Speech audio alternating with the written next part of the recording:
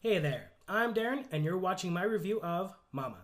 Ingredients. If you liked the scares of The Grudge, the atmosphere of The Devil's Backbone, and the characters of Paranormal Activity 3, then you'll like this movie. Sorry about the hat, but it is freezing here in Washington right now. For anyone that was expecting my usual review, I'm going to be trying out vlogs for a while, and we'll see how it goes. If it's something a lot of you prefer, you might just be seeing a lot more of my pretty face plastered on your computer screen. But for now, let's jump right into the review. While releasing a horror movie in January is usually a warning sign to stay away, I was looking forward to Guillermo del Toro's produced Mama. 1, because del Toro makes incredibly good movies, and 2, because I was tired of seeing trailers for the damn thing. So how does this ghost story flick that's been haunting theaters for the past few months fare? Well, it's okay. Crazed banker Jeffrey, as played by Nicolaj Coster-Waldau, kidnaps his 2 young daughters and crashes his car out in the woods somewhere. Things go sideways when a twisted specter of a woman shows up to claim the girls for her own.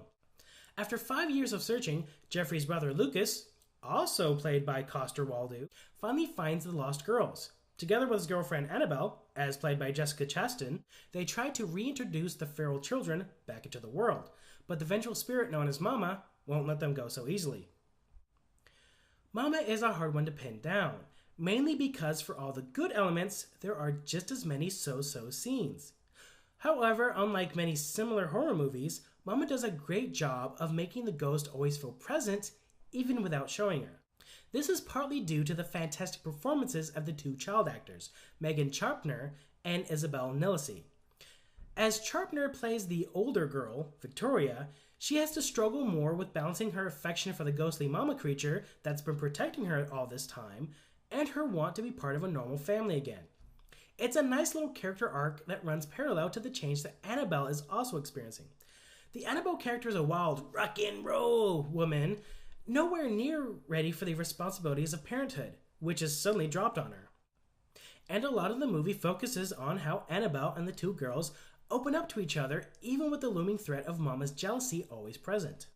And the way the Mama spirit is depicted is also something very unique. The effects keep it looking very human-like, but still give it an uneasy shapelessness. It leads to some very effective scares at a distance, but the close-ups reveal one big problem. Mama looks really goofy. I constantly found myself taken out of the scene when it focused more on her skewed features than her frightening presence. I'm sure this was an artistic choice to relate that even as the horrible thing she is now, she was once a living person. But it still kills the mood. Especially when the director's idea of a horrific moment is disembodied hair crawling on the floor like some cartoon wig. Also, there is quite a bit of unnecessary padding here. The ghost scares are spaced out by long bouts of exposition and flashbacks that retread the same ground. It does nothing to improve the plot and only detracts from the foreboding atmosphere. Although, none of that had prepared me for the route the flick was going to take with the ending. For one, it lasted a lot longer than it needed to, and the sudden mood change gave me whiplash. They take what was an hour-and-a-half creepy ghost story and give it a melancholy fairy tale ending. Overall, I can't really recommend this movie to anyone that isn't a hardcore fan of horror ghost stories. It has some good tension building and the occasional jump scares, but there's nothing that really stands out. I'm usually a big fan of any film Guillermo del Toro had a hand in, but I just wasn't feeling it this time. So that's it for me here at Moving Your Blender. Check out next week's review where I'll be talking about Hansel and Gretel, Witch Hunters. Oh, Jeremy Renner, what have you gotten me into?